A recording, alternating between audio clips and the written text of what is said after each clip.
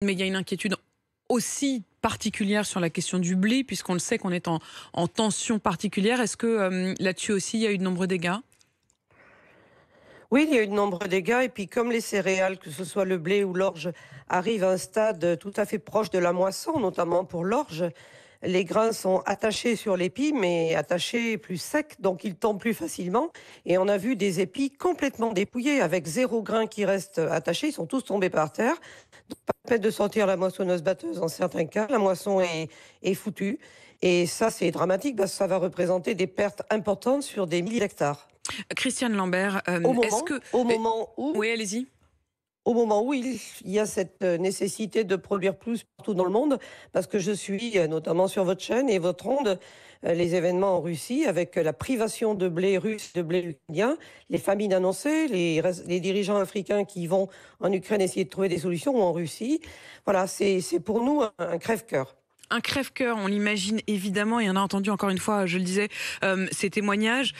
Christiane Lambert, est-ce que nous, on a un peu le nez sur le guidon, et j'ai, pour ma part, l'impression que ces aléas climatiques, c'était le gel il y a encore quelques semaines, là c'est la grêle, que ça se multiplie et que c'est d'année en année plus difficile. Est-ce que c'est une impression de ma part, ou est-ce que vous, qui avez du recul par rapport à tous ces événements, vous pouvez nous dire oui, ça empire, ou alors de tout temps, les agriculteurs ont dû faire face à ce genre de situation? De tout temps, on a dû faire face. Il n'y a jamais eu une telle amplitude et une telle répétition. Par exemple, dans le Grand Est, 5 années de sécheresse sur 7 années chez certains agriculteurs. 40 départements victimes de grêle en agriculture, c'est jamais arrivé. Jamais. Les météorologues le disent. C'est l'année des superlatifs, l'année la plus sèche, puisqu'il y a 25% de manque de pluie. Quand il ne tombe pas de pluie, on ne peut pas l'inventer. L'année la plus chaude au mois de mai. Et là, l'année la plus grêle au mois de mai, l'année où les récoltes arrivent et pour certaines, les fruits et les vignes sont formés. Alors nous avons déjà engagé beaucoup de travaux. Le Varenne agricole de l'eau et du changement climatique initié par Julien de Normandie et bouclé par Julien de Normandie en janvier dernier, acte des décisions dans 3 directions. D'abord, réformer le système d'assurance pour compenser économiquement et que les exploitations tiennent debout.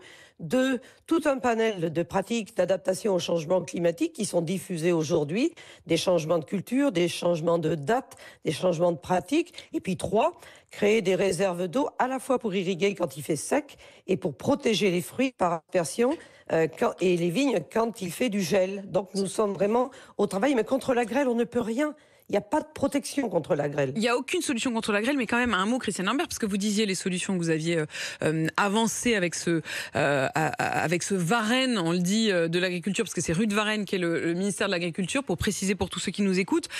Mais Christiane Lambert, il y a toujours un décalage entre les décisions et la mise en place. Ça ne sera véritablement effectif sous ce système qu'en janvier 2023. En attendant, il vous faut la déclaration d'état de catastrophe naturelle pour que les agriculteurs soient indemnisés. On est bien d'accord?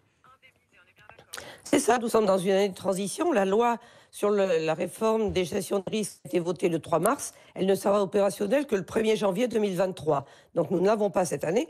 C'est la raison pour laquelle nous demandons la solidarité nationale. Le ministre se déplace aujourd'hui en Gironde et dans le Gers, où sera également mon secrétaire général à ses côtés. Et nous demandons le classement en catastrophe naturelle dans les endroits les plus touchés. Et sinon, c'est le régime des calamités, des indemnisations pour les agriculteurs à partir d'un fonds alimenté pour moitié par l'État, pour moitié par nous, agriculteurs, via nos cotisations.